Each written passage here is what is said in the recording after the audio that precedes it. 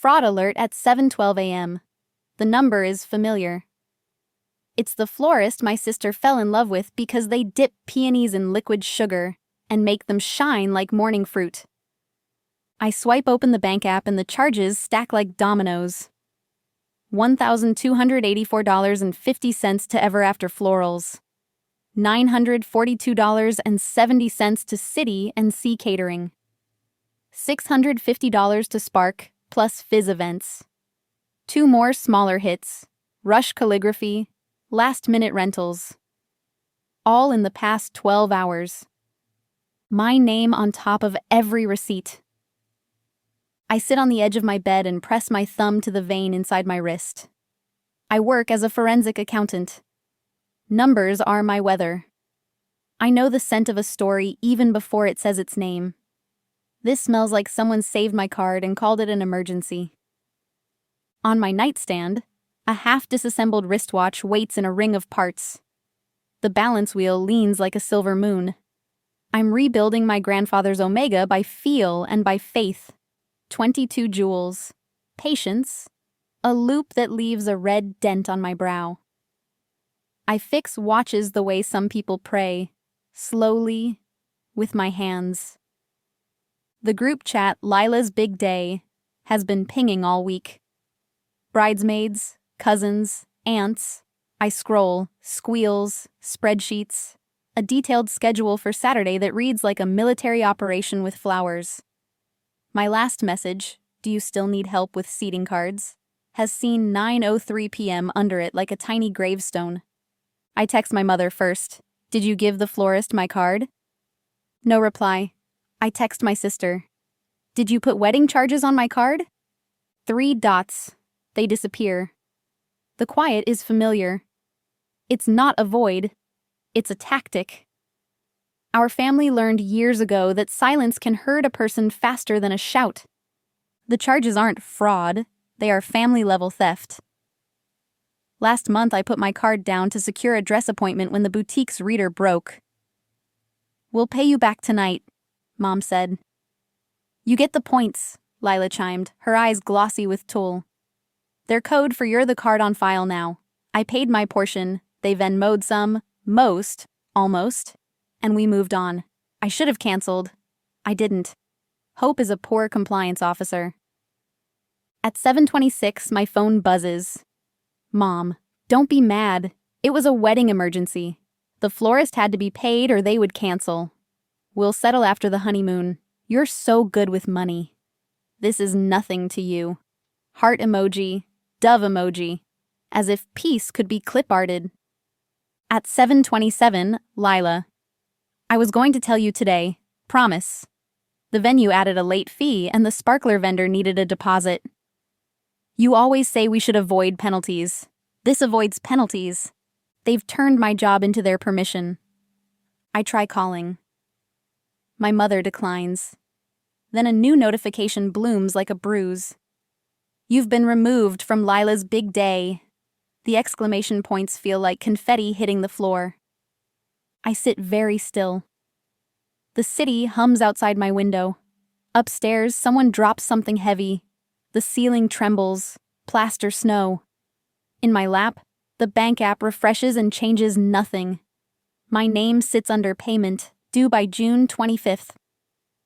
A clock I didn't set has started. When we were kids, my mother loved to tell the story of the day Lila and I walked alone to the corner store. I was 8, Lila, 6. She gave me a $5 bill and said, "Be the big sister." At the counter, I handed the money to the clerk, and Lila hugged the bag of popsicles like a prize. We came home in triumph.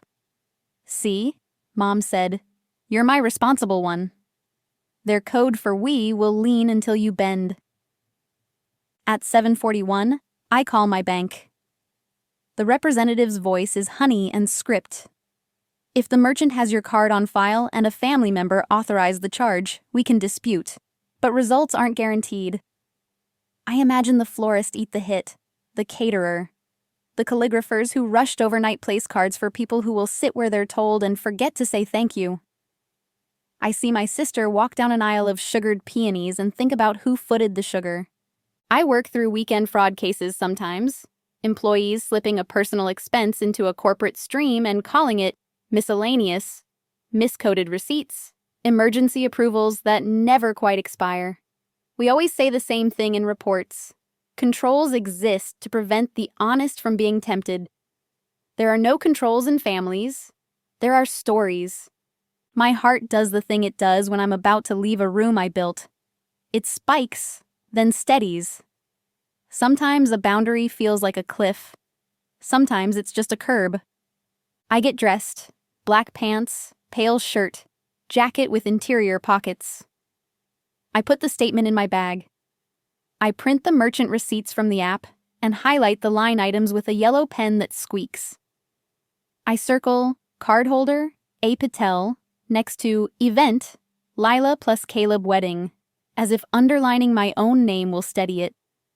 I add a sticky note with the due date in my handwriting because it's impossible to ignore a date in ink. Then I address an envelope to Caleb Hart at the address on the Save the Date magnet that's been holding my landlord's number to my fridge. He's the groom. He sells renewable energy solutions and once told me, with clean, soft hands, that transparency is oxygen. I met him twice.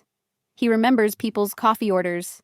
He also, apparently, doesn't track the oxygen levels in his own house. I don't add a letter. I don't add a lecture. I slide the statement in. I stamp it. I seal the flap and run my nail along the glue so it holds. I walk to the blue mailbox on the corner. You don't notice how loud a box is until you use it for a decision.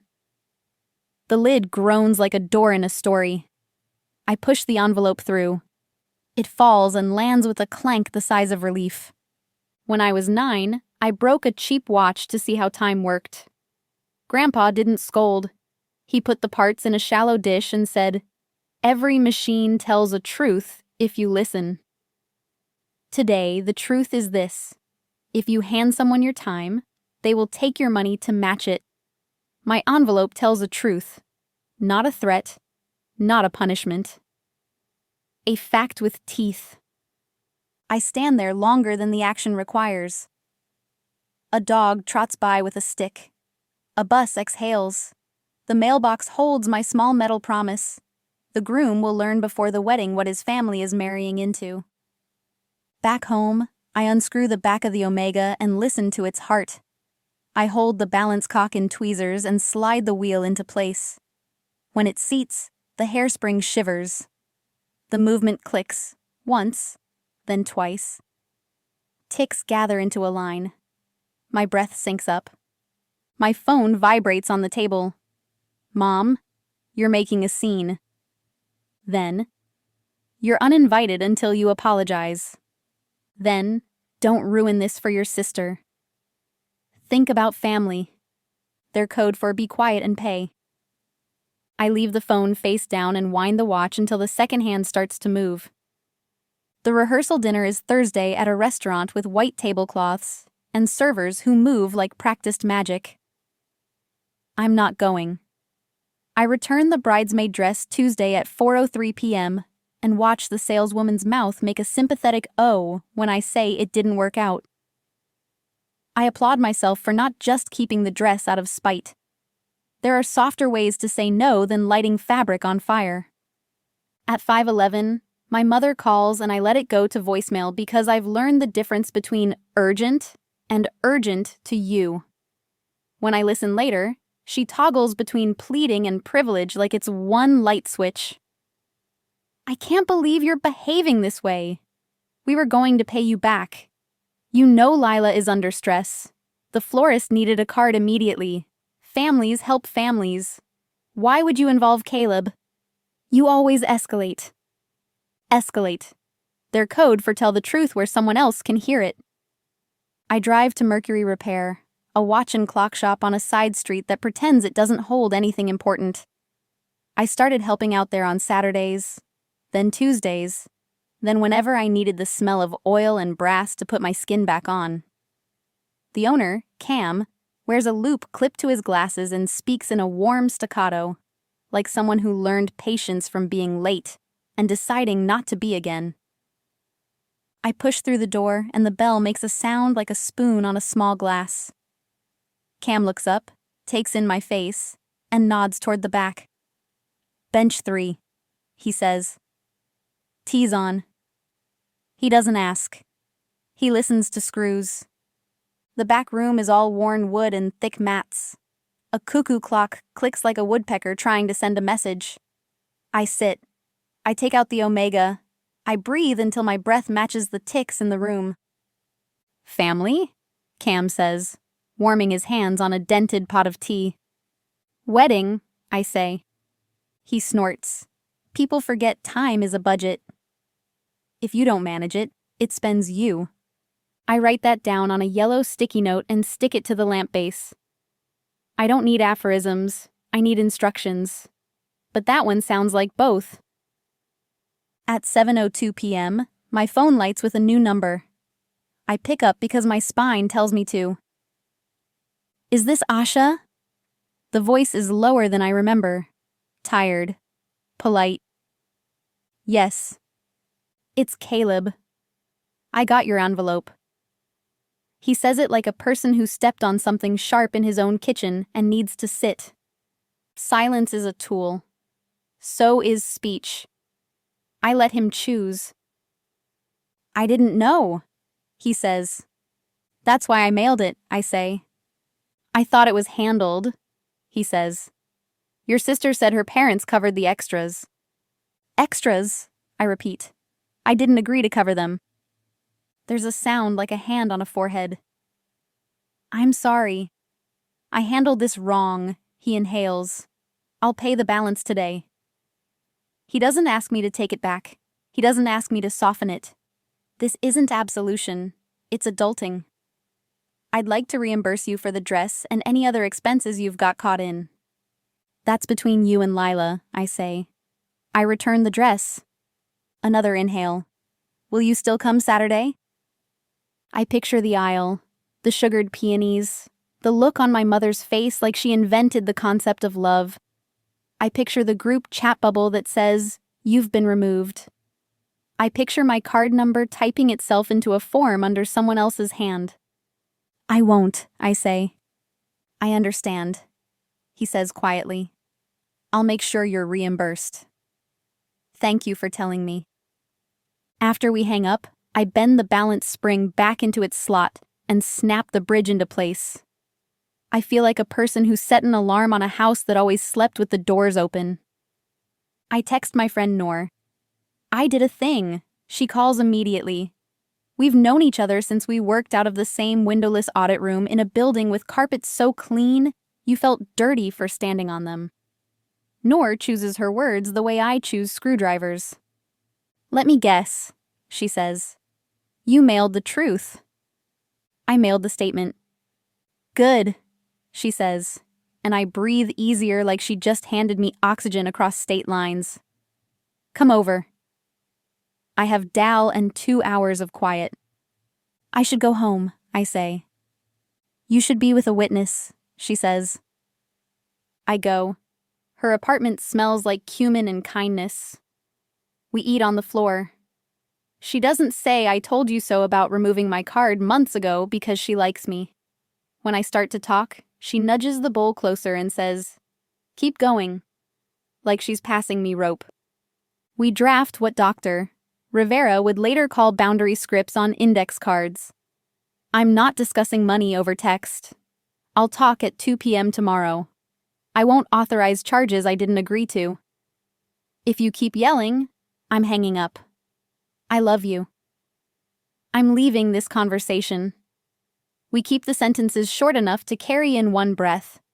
We say them out loud until they stop feeling like foreign language and start feeling like home. On the drive back, the city shines in its ordinary way. Exit signs pass like different choices I could make. My phone buzzes 8 times on the passenger seat. I don't look. I turn my radio off and listen to the truck. Machines tell the truth if you listen. At home, I set the Omega on the bench and it ticks without me. I hang my jacket, put my phone on Do Not Disturb, and write 3 things I know for certain on a scrap of paper I tear in half. 1. My name isn't a blank check. 2. Silence is not consent. 3. The mailbox is a boundary with a hinge. I sleep. It's not good sleep. It's not clean.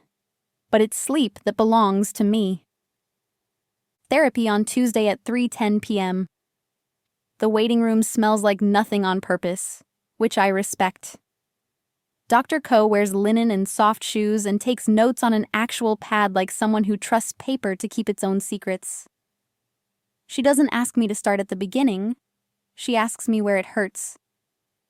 In my jaw, I say. In my shoulders. In the tiny muscles around my eyes that brace when my phone says Mom. She nods. Favoritism and parentification, she says, not like diagnoses, but like labels on drawers. Enmeshment that pretends to be closeness. She smiles without showing teeth. I assume this isn't about a wedding. Weddings are simply pressure cookers. They make the stew open its mouth. We build small plans. I like small. Small keeps you honest. No money talk over text. No co-signing anything. No lending without contracts. Hang up when someone calls you dramatic. Leave before dessert. She has me practice the lines like scales until my mouth can find them under stress. At Mercury Repair, I clean old movements the way you brush a fossil. Cam watches without hovering. He asks if I want to take apprentices on Saturday mornings for a free Watch 101 clinic at the community center. People want to fix small things, he says. It makes bigger things doable. I say yes because my hands know the cure before my brain catches up. Saturdays fill with plastic tubs of watches and children with concentration faces. I show a boy how to find the tiny lip on a case back with a butter knife. I teach a nurse how to seat a battery without popping the quartz coil. I watch a woman in a postal uniform hold her grandfather's stopped Timex like a live bird. When it starts, her shoulders drop an inch like a clock set back to the right time. My body takes a full breath. I write give in my notebook and add a line under it, without invoice. I make a binder because of course I do. Tabbed sections, plastic sleeves, and index the color of fruit. Evidence, scripts, letters, proof of me. I include the bank statement, the returned dress receipt, the calendar printout with the rehearsal dinner blacked out, the photo of the mailbox tilted like a shrug. I add the Omega's first steady readout after the rebuild, plus 3 seconds per day, because accuracy is not just a number. It's proof that I can set things right. Caleb mails a check for the full wedding charges plus a note in his spare handwriting. Thank you for telling me. I've paid every vendor directly. You shouldn't have been put in that position. I'm sorry. He adds a sentence that makes me put my forehead on my kitchen table and breathe. We postponed the wedding. No exclamation points, no emojis. They're going to have conversations beforehand. They're going to look at credit reports and habits. Transparency is oxygen. Some people mean it. My mother leaves voicemails that sound like weather systems. You went too far. You embarrassed us. We were going to pay you back. How could you do this to your sister? Then, 3 days of quiet. Then, a text with no greeting. Family therapy, Dr. Ko, Tuesday 6 p.m. Progress wears a bad poker face. I reply, 3 sessions to start. No money talk outside the room. She sends a thumbs up that somehow looks sincere. Lila writes a long email at 1:14 a.m., the hour where regret thinks it's a poet. You always made me feel small. It begins, and I almost click away. I read it twice. It's half accusation, half confession. You're not a victim, she says, and she is right about that. I'm not trying to be. I didn't know how to ask. There it is. Ask is the word we forgot to teach each other. At the bottom, 2 words that aren't magic, but aren't nothing. I'm sorry. I reply the next day after coffee and a walk and before hunger makes me petty. I love you. I won't be your card on file. I'm willing to sit in a room with you and Mom and learn a different way. I don't send terms. I don't send invoices. I send an hour of my life on a Tuesday. Family therapy feels like walking on marbles for the first 10 minutes. No one dies. No one is perfect. Dr. Ko steps in when my father says, "We're just a close family," and translates it into, "We have no boundaries because you were convenient." My mother's face does that flicker it does when truth enters the room without knocking. Lila cries the small, hard cry of someone who is angry at herself and trying to throw it in another direction. We do 3 sessions, then 6. In the meantime, my life builds itself in increments. Work gives me lead on a case we've nicknamed Blue Hydrangea, because sometimes you have to rename a nightmare to disarm it. I work with a team that knows how to say good job and mean it. I come home tired and satisfied and take a watch apart because my hands want to do something exact before bed. Noor teaches me to knit in a coffee shop that doesn't play music because it trusts the people to make some. I make a hat with a line of dropped stitches that I refuse to fix. Noor calls it character. Cam calls it learning. Dr. Ko calls it tolerance for imperfection. I call it proof I don't turn everything into a self-indictment. When Lila and Caleb reschedule, the invite is smaller on purpose. September 18th, 4 p.m., backyard, potluck desserts. No gifts, bring a story. The group chat is gone. In its place is an email with actual information and a spreadsheet where people sign up to bring bars and pies. I sign up for iced tea because it's honest. I RSVP. I'll be there 4 to 5 because I keep my old promises to myself too. In August, I visit my parents' house for the first time since the charges. The air in the foyer smells like lemon oil and old arguments.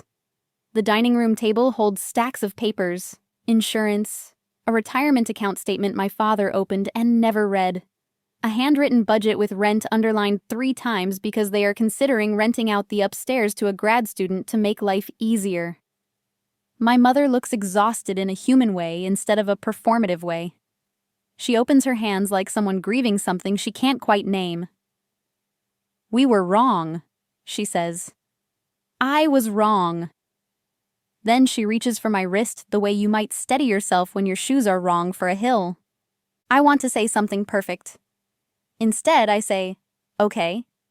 Sometimes okay is the bravest word. It leaves room for both of us. We don't fix it in a day. We don't fix it in 6.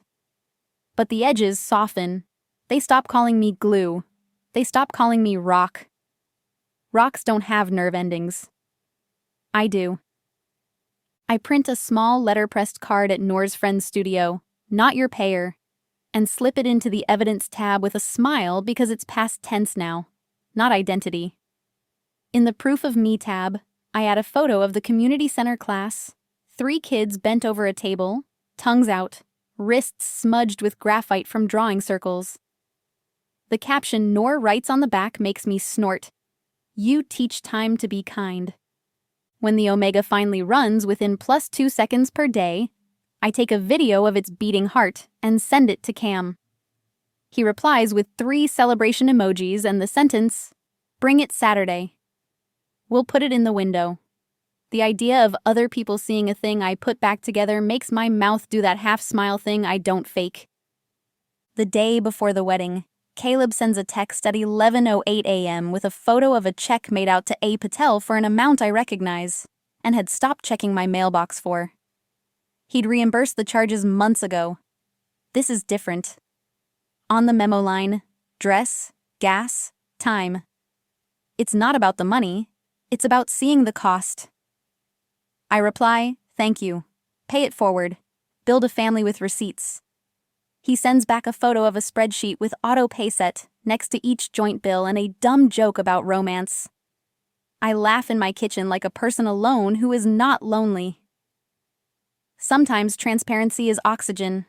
Sometimes it's a bouquet that doesn't wilt. September brings a sky so clear it makes you suspicious. The backyard is ordinary in a way that feels earned. No tents, no glitter fountains, a dozen folding chairs, an aisle made of grass people were told not to step on. The hydrangeas are real and blue and don't need sugar to shine. I park at 3:52 and breathe in my truck for a minute like I'm adjusting to a new altitude. I still get jaw ache before family events. I still have to unclench my shoulders like pistons. Dr. Ko says progress is a graph with a heartbeat. I carry lemonade and a pie Noor insisted on making, and my own time, 4 to 5, like a letter I refuse to misaddress. At the gate, Vanessa, our cousin who keeps the ledger at every party because she knows where the money goes, hands me a program printed on rough paper. At the bottom, a sentence in Caleb's handwriting. Thank you, Asha, for teaching me that love has line items. I snort. I wipe at my eyes in a way I hope reads allergies. My mother looks at me like she is making a choice and chooses a hug. It's brief. It's real. Her earrings are small. Her shoes are flat. She whispers, "Thank you for coming," and doesn't add after everything. Progress has good manners. Lila is barefoot until the last second because she says heels make her walk like a deer on a frozen lake. She looks like a person, not a canvas. She sees me and stops. There are 10 years of sister stuff in her face. Then she says a sentence I didn't know I needed. I return the deposit you put down at the boutique. She squeezes my forearm. I'm learning. I see that, I say. The ceremony is 15 minutes. A friend plays a guitar that needs tuning, and no one cares. When Lila and Caleb say in clarity, instead of in secrecy, I hear it land. People clap, someone's baby squeals. The dog rolls in the grass like an ancient blessing. There's a toast. Caleb thanks everyone who came in love and not in expectation. The word expectation hangs in the air like a lantern. My father doesn't flinch. My mother doesn't pretend. Lila cries in a way that dampens freckles and doesn't ruin mascara. I hold my lemonade and think about how weddings are less about flowers and more about definitions. They define something I can live with. At 4:47, I check my watch and my ribs and decide to say goodbye while the light is still flattering all of us. Leaving already? My father says, not accusing. Curious. I keep my promises, I say. To me, too. He nods like a man who just discovered seatbelts. Good, he says, and the word doesn't try to sell me anything. I find Lila near the hydrangeas. I brought you something, I say, and hand her a small wrapped box. Inside is Grandpa's Omega, cleaned and beating, the leather strap softened with balm. The case back has a line of engraving I saved for last. Lila plus time, handle with care. She presses her thumb to the crystal like she could start it faster with love. I'll teach you to wind it, I say. Gentle. Same time every morning. She nods, crying and smiling in the way only sisters can do without feeling ridiculous. Thank you, she says. Then, I'm sorry. Not the midnight paragraph. Not the theater. 2 words with weight. I know, I say. Me too. For the times I carried instead of asking. We stand in a silence that isn't a tactic. It's a rest. On my way out, Caleb catches me by the gate. He hands me a sealed envelope. It's not money, he says quickly, correctly. It's copies of the prenup and our budget. I wanted you to see we're not building castles out of credit. I laugh. I'm not your auditor. You taught me to be mine, he says. Then his mouth twists. Also, your letter created a week from hell, but I'm grateful for the good it pushed through. It wasn't a letter, I say. Just a statement.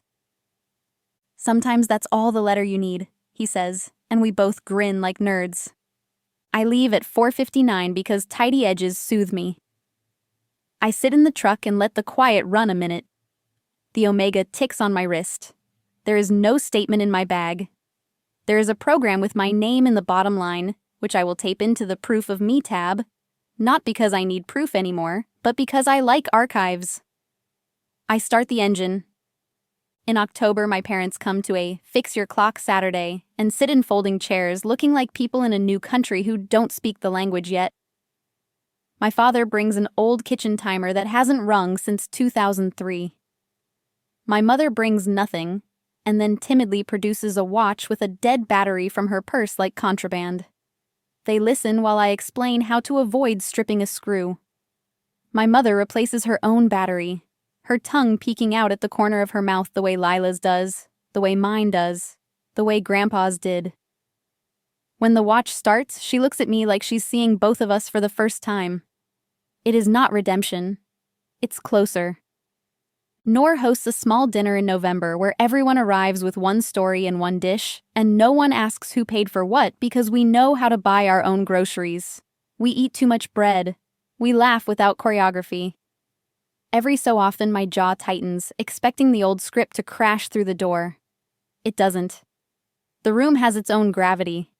On a Tuesday in December, a thick envelope arrives from my mother with a typed letter that makes me sit down. We've hired a bookkeeper. We put utilities on autopay. We set aside savings for the first time since 2001. Attached is a check for $150 and a note I like even more than the money. Monthly repayment for the times we said later. Keep us honest. I take a photo and send it to Dr. Co. with the caption, "They're building receipts." She replies with a thumbs up and the words, "So are you." The next day I mail them a copy of the family treaty with a new line at the bottom. No money talk over text, because I am thorough and because I like to make the document match the life. Sometimes people ask if I regret mailing the statement, if I wish I had kept it in the circle of women sharing makeup and secrets, if I wish I had lit a quieter match. I think of the envelope falling inside the blue box, the groan of the lid, the clean clank of paper on metal. I think of the oxygen that followed. I think of the way the watch began to beat the moment I set the balance in its bridge. Truth is not a bomb. It's a spring, coiled and waiting for release. On the 1-year mark, I host Tea Plus Time in my apartment. Cam comes with a bag of crowns and screws like Santa. Noor brings biscuits that pretend to be humble, and are not.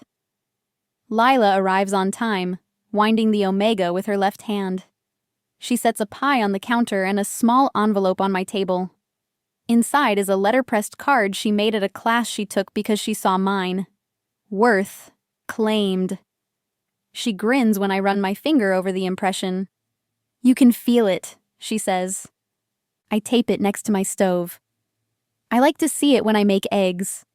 Late, after dishes, after everyone leaves with a hug that isn't a receipt, I take the binder down from the shelf. I add the program with my name at the bottom. I add the first $150 receipt from my parents under later turned now. I add a photo of the blue mailbox because it feels like a friend. Then I close the binder. The click sounds good in my hands. Not a door slamming, just a drawer shutting on a tool I know how to use. I wind the omega, 10 short turns. I listen to it tick in the dark. I set my own alarm, not to wake for someone else's fire, to get up for my life. My phone lights. Mom. Sunday lunch? Bring yourself. We'll have iced tea. Lila. Watch lesson tomorrow? Teach me how to regulate it. Caleb. We booked a session with a financial counselor. It felt like flossing. Thanks for insisting on clean teeth. I answer 1. I answer 2. I turn off the light on 3. The apartment breathes. The watch beats. Time proceeds at the rate it's supposed to. My card sits in my wallet where it belongs. My name sits on my life where I put it. And when someone says it was an emergency, I check the clock I rebuilt and decide whether I'm the fire department. Most days, I'm not. The mailbox waits on the corner, blue and square and ready, in case I ever forget that a statement is sometimes the most loving letter you can write.